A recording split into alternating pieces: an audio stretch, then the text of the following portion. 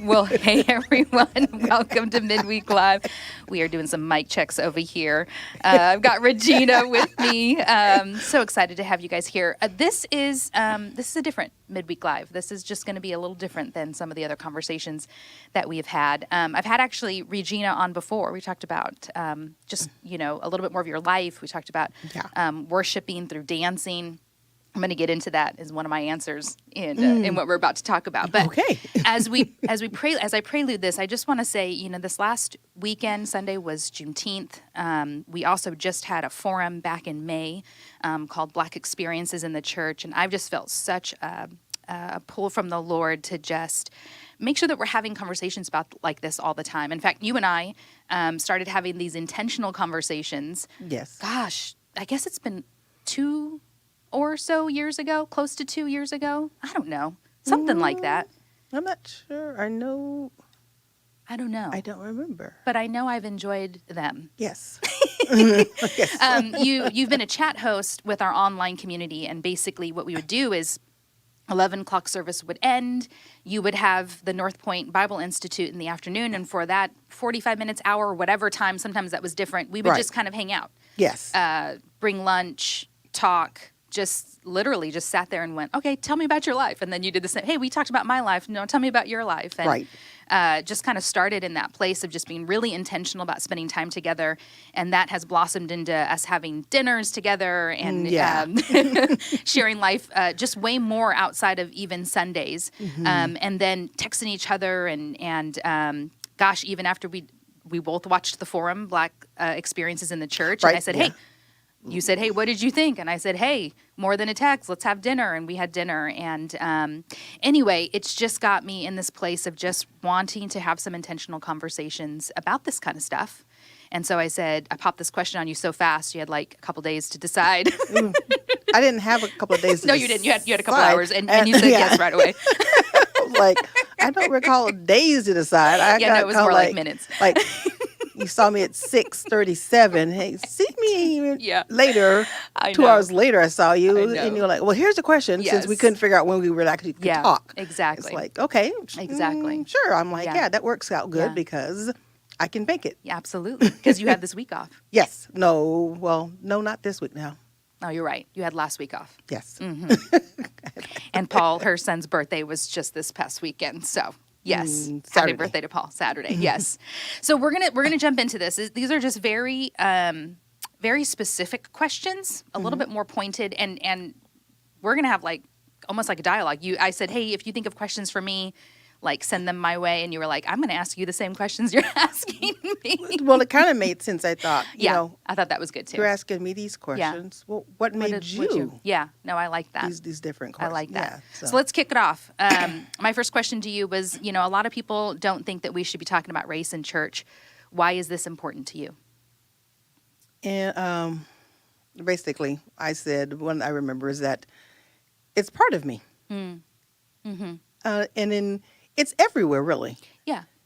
Yeah. When you fill out your application when you're at birth, they put it on the birth certificate. You know, when you go get a driver's license, when you fill out the application, when Yep. you do all kinds of, when you go to school. I mean, race is talked about all the time. Yeah.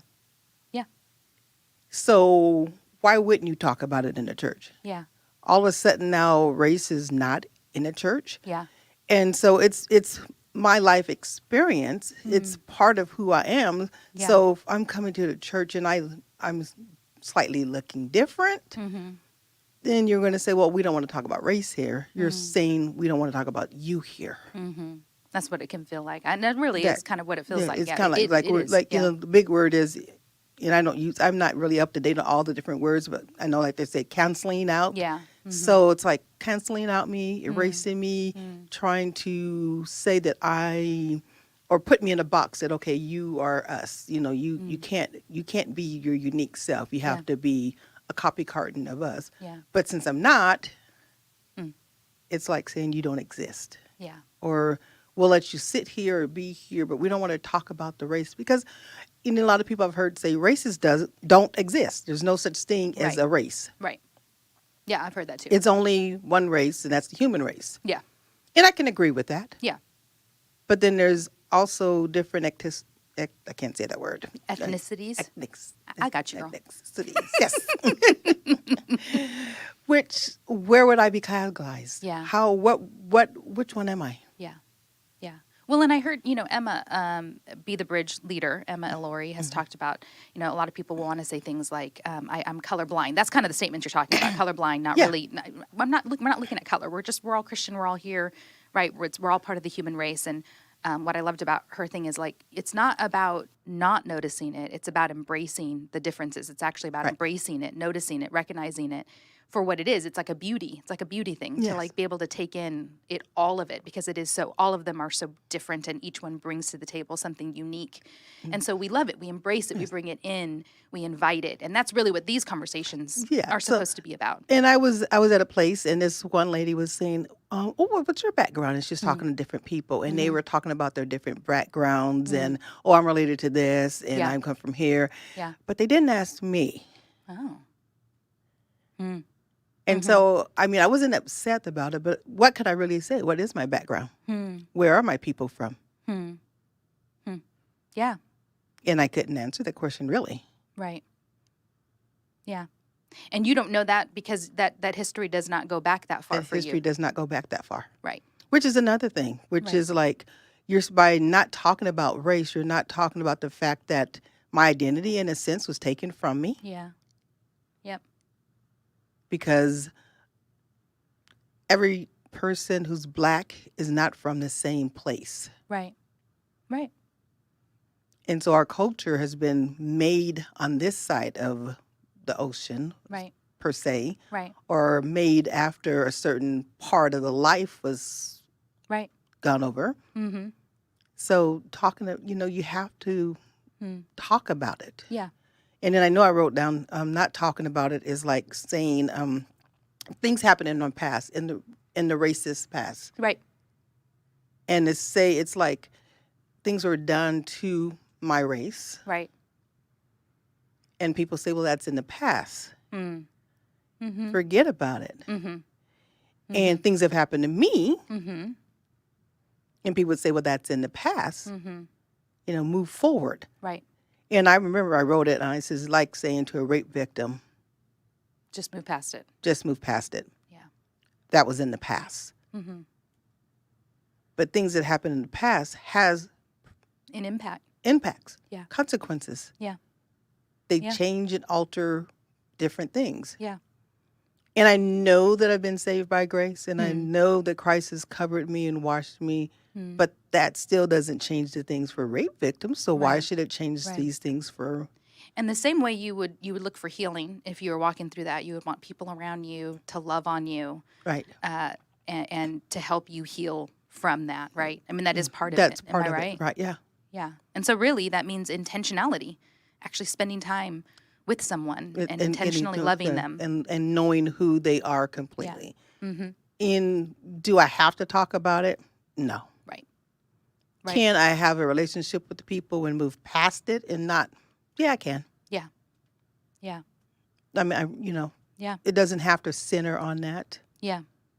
I can have a relationship with different people, I suppose, and never talk about it. Right. Right.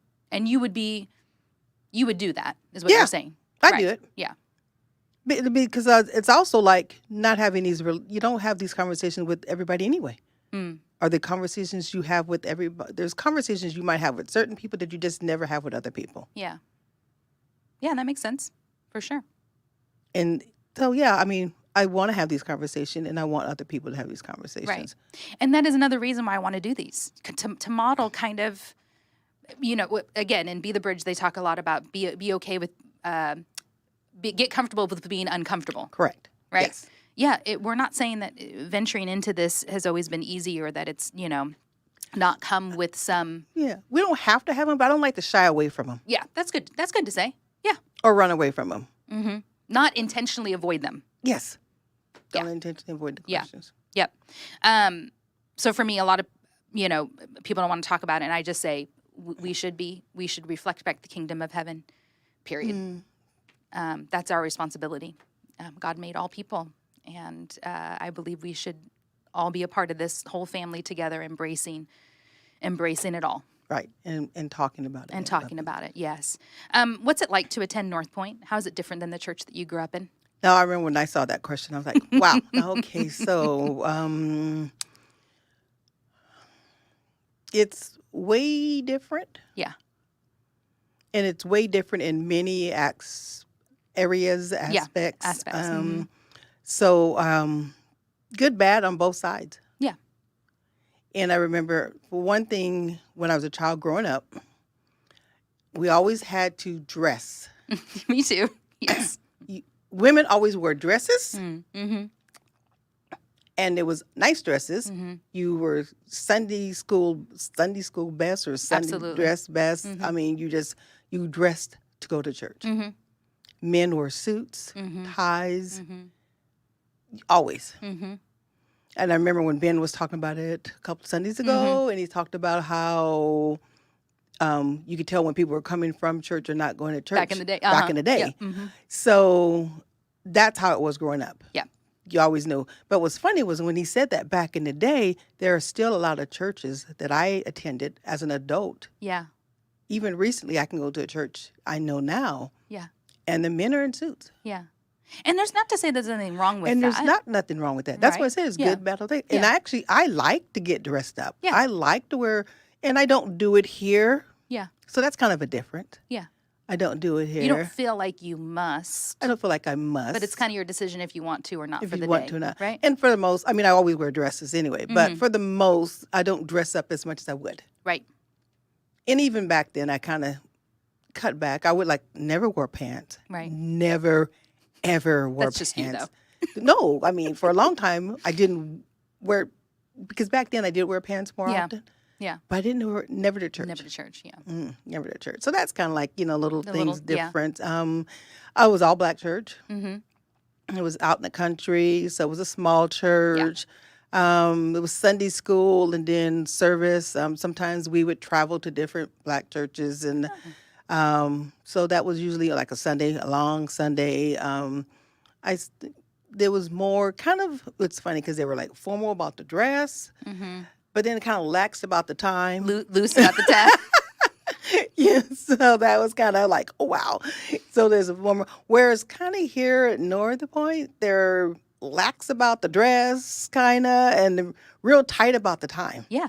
Very intentional about how long we Very have people. intentional about the time, very structured, very click, click, click, click.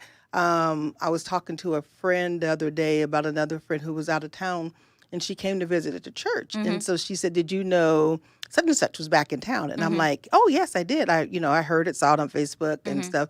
And she says, oh, yeah, she came in and goes, oh, yeah, and they pulled her up to sing. That would never happen at North Point. Yeah, that's true. You would not walk into the building That's true. and like, oh, look, she's here. Come on That's up here and true. sing. Yes. Where it happens quite often Okay. in the black church. It'd be like, oh, such and such is here from out of town. We haven't heard her sing in a while. Yeah. Come up here and sing. Yeah. So that's kind of different. Yeah. The same thing, though, is here it's more, when I first started, it was more white, more people not looking like me.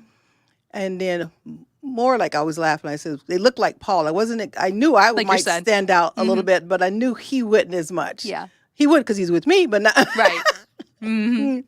Yeah. So that was different. Like I Yeah. said, it was mostly all black when I was growing up. And even in Right. some of the other churches, they weren't necessarily all black at that point, but most majority. Yeah. Yeah. I agree with this. I grew up in churches that were small, about 100 people or so. And it was always a struggling church. Not a lot of money. Yeah. Always, just, I would describe it as just, more of a struggling church. The church we came to right before North Point, I would say, was not necessarily like that. But that's what I grew up really knowing more, was a small church that, you pretty much knew every single person. Yeah. They were going to, new people you'd come and bring cookies to that next week. If you were missing, you were noticed that you were Yes. missing, If and there's someone no- was calling, or it just felt for me, North Point felt like a really big, rich church. I mean, Yes. beyond, I think I've said that on Midweek Live before. And the reason that we came was because I really wanted my husband to join me, and he was struggling a bit to connect at that other church. I said, "Go, you choose the church. We're going to go to whatever one you want to, as long as you go. You choose it." And he chose North Point, and we committed to coming. And it is, clearly we're still here after all these years, right? Well, but yeah. that's the same feeling I had, and I thought, it is. There's judgment on my part being put, on that. It is an experience. It's different. It's not to say that as a church we don't struggle financially with stuff or whatever. It's just in a different. It's a different realm. area, Yeah. right? Mhm. Yeah, Yeah. you have different worries here and stuff. Absolutely. And so I mean, and there was not really in those other churches race was talked about sometimes, Yeah. but not really the forefront Yeah. to talk about. And so here, Mhm. it up until I think Beta Bridge, I didn't really Hear much about it. hear much about race or Yeah. different things I agree. or have conversations like Yes. that. Yeah. So it's nice to be in this place, Yeah. to be talking about this. Yes. I agree. What was your first impression of each other is what I put. First impression of each other. And so I remember I said my first impression of you when I saw you, because the very first time I saw you was when we walked into church and we sat down and there was the vibe. The vibe. Yeah, it vibe used to be our announcements videos. popped up and there you were and you were smiling and you're talking about what's going on. And I said, to be a little honest, I was kind of jealous because where I just left a church and I was coming over here and I was unsure where I was going to, and I wasn't being used by God, and I was like, I mean, she's got it. She knows she's serving God, and she knew it. It just seemed like you had it together. You knew where you were going. You're serving God, and you're the only person I really knew at that time, because I think Paul would come in sometimes, but for the most, you were always doing it. And so, and I'm not quite sure when the first time I actually saw you in person. person to person. I just remember you being there, and then I remember you were friendly and approachable at that point. But I don't.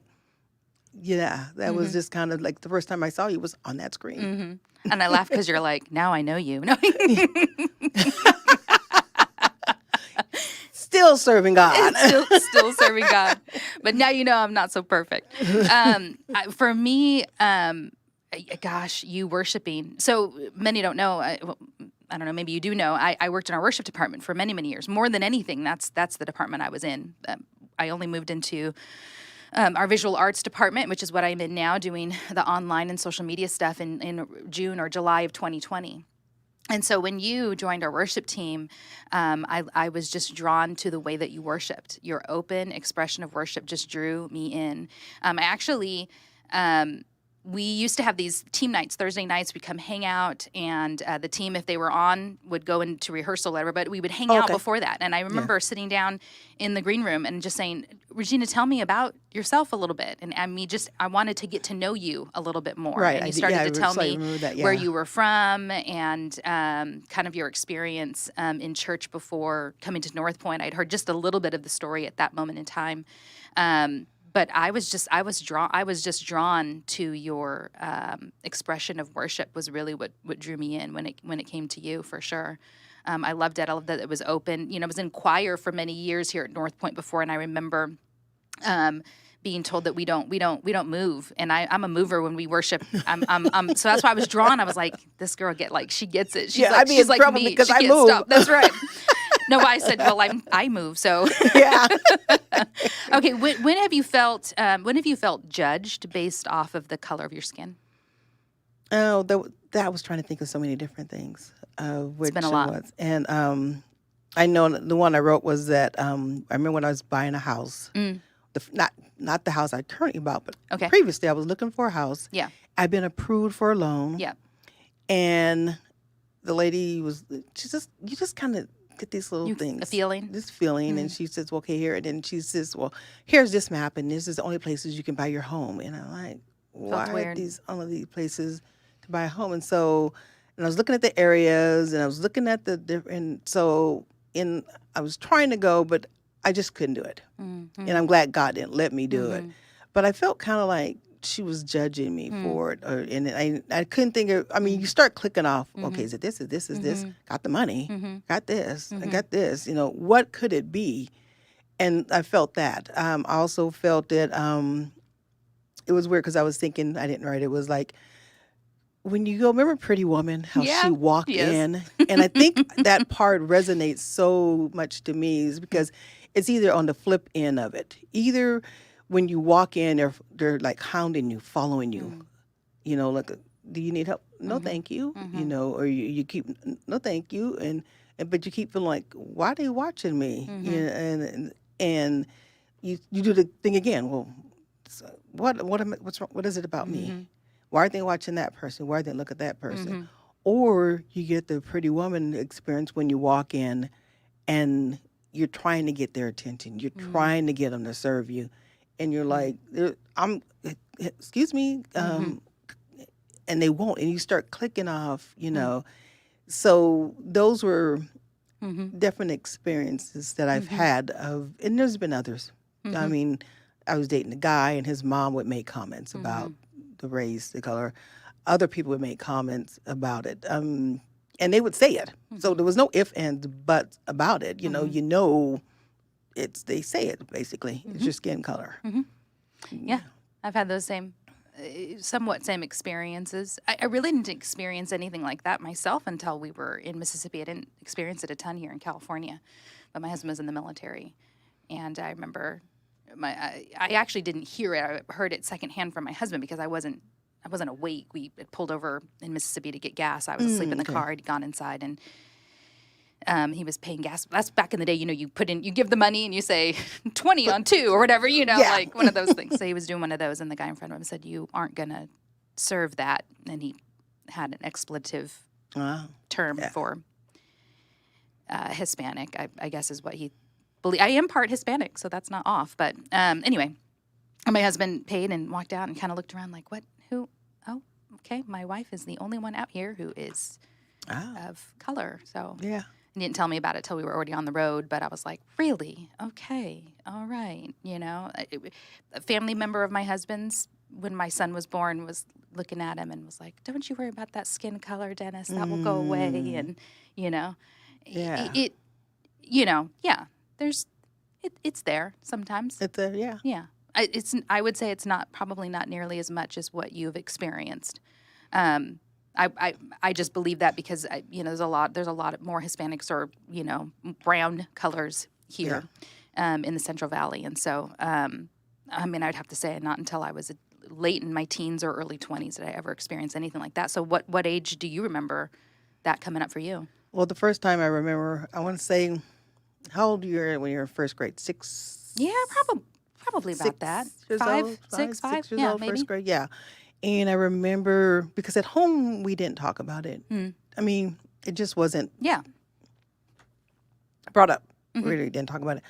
But I remember, and I'm not even sure of how she said it, but maybe it's the way she said it, because I don't know how I knew what the word meant, because we had never heard it. My mom and dad would never say it. Okay, it was a word. It was a word. And she called me that N-word, the N-word. And I remember trying to kill her. I was strangling because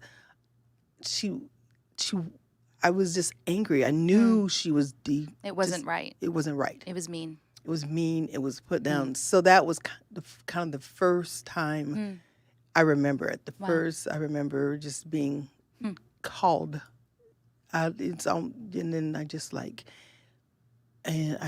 must have talked to my mom and dad about it later, but that was the first time I can remember. I don't remember it happened before that. Maybe because before that I was in a preschool, and I think the preschool was more black. Okay. And more Hispanic. Okay. Maybe a few white. But then kindergarten it was there, and that was I was intermixed. So this was first grade. Yeah. Wow. First grade. I can't. Wow. Can you think of a time that you felt in danger based off of your skin color? The only time I could really think of was once when I was helping my sister move. And so we were on West and Shaw. And a car, a U-Haul sped by, and the police cars went by. Yeah. And so she was in the U-Haul and she pulled off, and then I got behind her, and then all of a sudden there's these cop cars just going and they're following us. And like Paul's with me, and I don't understand why. She's not speeding. She's not going fast. I'm not speeding. And so she turned, I turned, she turned, I turned. And then we came over to the apartments behind Winco over here, behind Costco. And all of a sudden, we're just surrounded. And I'm like, Paul, and I just, fear took over me. We're black. We've just been pulled over for whatever reason. I have no idea. It's nighttime. And I just panicked, and I just was so fearful for my son and me. And I'm just like, put your hands on the dashboard. Do not move. And I mean, he didn't even question. It was something in my voice, something how I said it. He just threw his hands on the dashboard. I threw my hands on the dashboards, and the police were at our windows with doors, guns drawn. And then they're like, I'm asking. Then they started asking about the U-Haul. I'm like, okay, but why are you drawing guns on us? And so then they talked to my sister. We're moving, and the U-Haul they were chasing went the other way. But the difference, I guess, is because we were black. I don't know. Yeah. Maybe I don't know. Yeah. But I know I was just fearful. Fearful. And where it come from. Yeah. Question for you. It's not on this list here. Were you ever given did you ever have a conversation growing up about if police pull you over? No. Okay. No, Mom and Dad never said. We were told, we were raised to obey the laws. Yeah. Yeah. Obey the rules. Yeah. Do what's right. Yeah. For several reasons. Yeah. One, because you just do it. Right. Two, because we were preachers' daughters. Yeah, you're Christian. You're Christians. And then we're Christ-like. Yeah. So that's what we were raised. So did I rebel and do other things, which is a whole nother story we can get into? Yeah. Right. And if I was doing something wrong, yeah, I can see how, I mean, if we had been doing something seriously wrong at this point, we were out drinking, partying, if some different area that I wasn't at, yeah. But no, we never was told, oh, if you pull over, do this, because I wasn't trained. I really wasn't. Now, I did hear stories about my parents later on when I became an adult. But this was back in Alabama, when my mom and dad would be going places, and how they would pull over them or pull over my dad or different things. And so, I mean, maybe that stuck in my head, but not as a child too. Yeah. Yeah. What environment do you feel uncomfortable where I might feel comfortable or somebody else might feel comfortable? I thought about that. And even sometimes I says, if we went into an all white, unfamiliar area, maybe. But it's hard to say because I came to North Point just believing that there was going to be, for the most, all white here. And I came anyway. Was it comfortable? Was it uncomfortable? I mean, I just came. I think I'd be uncomfortable if I felt like I didn't know people. And I'm not even sure then. I mean, sometimes I'm just uncomfortable. I've been uncomfortable in all black churches. I've been uncomfortable in all Hispanic churches. I dabble in different cultures and different people, so it's hard to say. I mean, what made you stay when you came to North Point that first time? What made you stay? God, I guess I'm have to say, Christ. Because when I came, I was just really, he had told me to leave my other church. Right. I clearly heard him say, leave. It's time to go. It's time to go. And, but he didn't say where. So I got up that Sunday morning. I'm like, okay, Paul, we need to be in church. North Point's like 5 minutes away. Okay. Let's go. Come on, let's go. Came to 8 o'clock. It was a little quiet. Came to 8 o'clock the next week, a little quiet. I'm like, not used to a little quiet. Yeah. I need a little bit noise. A little more lively. little. And then we came back the following week. I said, let's try the 9:30. Yeah. So what made me stay? I'm not afraid to be with other cultures, all white, all Mexican, all. I'm not afraid of them. So I don't know. God, I said, we just came. I kept coming. I got involved with doing some of the different women things that they had going on. I did Bible study. And the teaching, I mean, Jesus was definitely here. Yeah. The teaching and the sermons was here. And there was no other reason really to go anyplace else. Was there a moment it changed for you? There's like, oh, I Like need that you to. just felt like this is my home church. Like this is it. This is where I want to be. I'm not sure what moment it was, Do you feel like that way now? but that this is my home. Yeah. Oh yeah, Yeah. yeah. I mean, another thing is I think also I was resting. Remember I said I was Yeah. kind of jealous because I had served in several different churches at the time. God had moved me. Yeah. And so here I was starting almost all over again. Yeah. Yeah. So in my flesh, I was kind of jealous. Like, she's established. She knows what she wants to do. I'm not. I don't know where I'm going. I don't know what God wants to do. I have to start all over again. Felt unfair. I felt unfair. And so I was here in a church. And I guess, truth be told, I wasn't sure how I would connect because I'm thinking, how are you going to connect? And I started, it's funny because I signed up to start on the worship team in 2016. And then they called me and I said no. Oh, did you? When did you say yes then? When did I say yes? I don't know.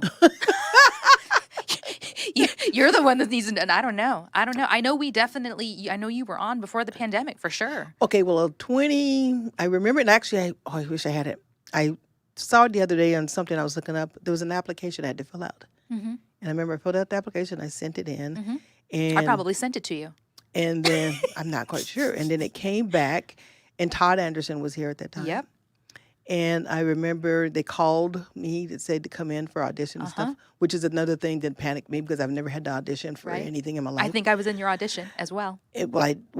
Which one? Because I did audition, but that was later on. That was when I actually joined. But Okay. the Yes, first, that one. When I'm like, you know what? No, Yeah. I'm not going to do it. And that was another thing. I didn't want to fall back on choir and singing because that was a Comfort. comfort. It was easy. It's a black thing, just, and I said no, and I wasn't ready, and I didn't know where God wanted me to do, and I was like drawn to worship because I love to worship, Oh, I know you do. and but I didn't. I said no, and I want to say whenever Bree and Kyle did open auditions, you didn't just come. And so I went. And that's probably when you said you were probably there in the back because it was Bree and Kyle. And I did the audition and I was just like, and it was also like there was no other black people on the worship team.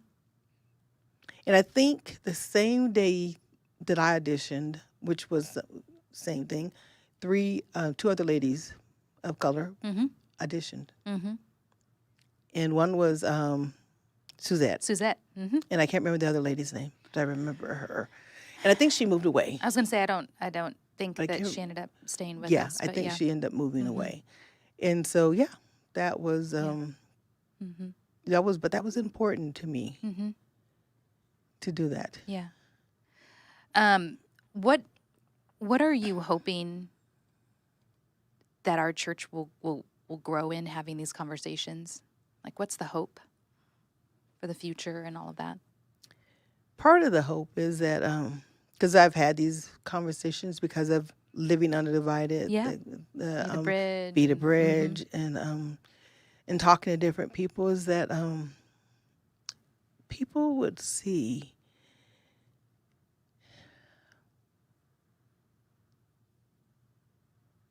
other people. That they would have compassion for other people, me included. Yeah. That I would have compassion and understanding. Because sometimes I think that we get so wrapped around ourselves that we don't see and realize that other people have experiences that we don't have. Yeah. And that just because you don't experience it, and just because you don't do it or you're not part of it, don't mean that other people don't have that. Right. And so for our church, I would love for us to just acknowledge Hmm. that some people do live through things just because of the color of their skin. Yeah. And even though we're all covered by Christ who accept him, it doesn't change the fact that they have that. Yeah.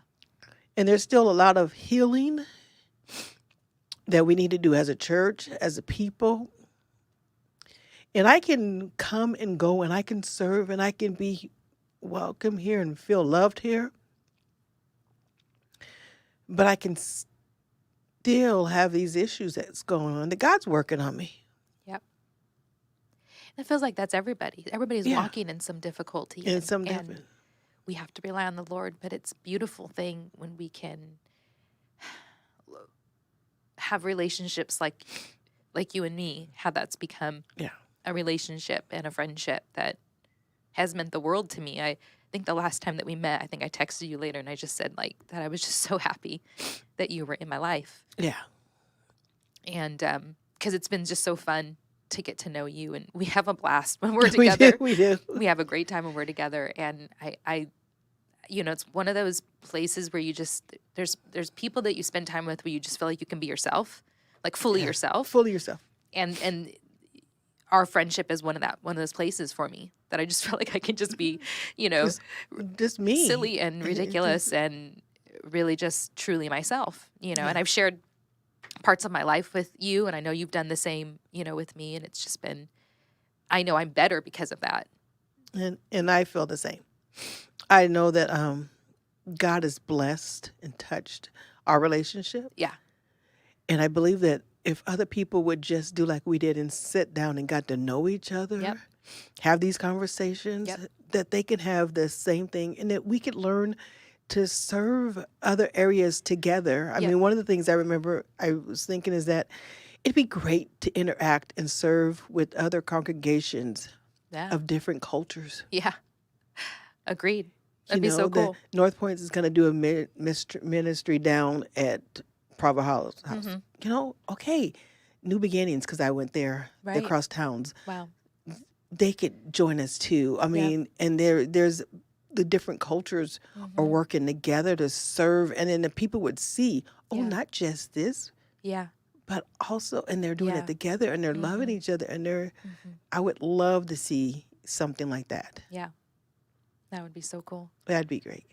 Well, you've spoken it into existence, so let's see what happens. Let's see what God does with that. Yeah. Yeah. Well, Regina, I wish this wasn't the end of our conversation, and hopefully it won't be. Yeah. Well, I mean, it's not, because you and I will just keep. We're We're going to keep hanging out. That's not going to stop. But thank you for being willing to just. I think you're the one that said to me all those years ago or whatever, like, "Hey, let's start hanging out." You had asked Emma, how do you have these conversations? And I'm like, well, me and you could just start talking. And you sent me that text, and I was like, "Let's do it." Yeah. And we've just been doing that, and it's not like as intentional it was in the beginning. In the beginning, it was very intentional, right? It was like, we're going to stay after, Right. blah, blah. Now it's just we just hang out, Yeah. or it's just like a text of like, hey, do you want to talk about this more? Do you want to have dinner? Let's have dinner on the patio, or or we just start talking. We just talk about life, and it's just a friendship, Yeah. right? And I'm grateful for it. And I hope that by modeling it and having these conversations and continuing to do this, that others will reap the huge benefits of getting to know people that aren't exactly like you. I mean, no one's exactly like you. Right. But to be intentional about inviting the different voices and different experiences, and just to listen. I mean, the first couple times we met, that's all we did, right? I sat and listened, and you just shared. And then you were like, okay, I'm done sharing. Now your turn. And really, the other person was just listening. Yeah. Just listening, asking a few questions here and there, but just listening to whatever it is that you wanted to share about your life. Without the judgment, and just to listen. Just the listen. Yep. So thank you. Thank you. Thank you it feels like such a cheap word, but thank you, like really thank you so much for everything. All of our conversations, for doing this with me, and just being you, Regina. You're just awesome, and I'm so grateful for our friendship. Guys, we want to continue to have these, and we're going to continue to have these with different combinations of people over the next couple weeks. And so we just want to encourage, we want to lead with the Lord. And he is leading each one of these conversations, leading us into difficult places. Difficult because people are going to have opinions about it. But gosh, I hope that we have obedience over fear, and obedience to the Lord and to love each other well will far surpass any of our discomfort or fear, because the Lord doesn't live in that. And so we're going to stand in light and love each other well and keep having this conversation. So thanks for joining us today. Went a little long, but that's okay. Hopefully you've stayed with us, and we'll look forward to Sunday and seeing you guys again, having these conversations. Thanks for joining me, Regina. Thank you. All right, we'll talk to you later. Bye. Bye.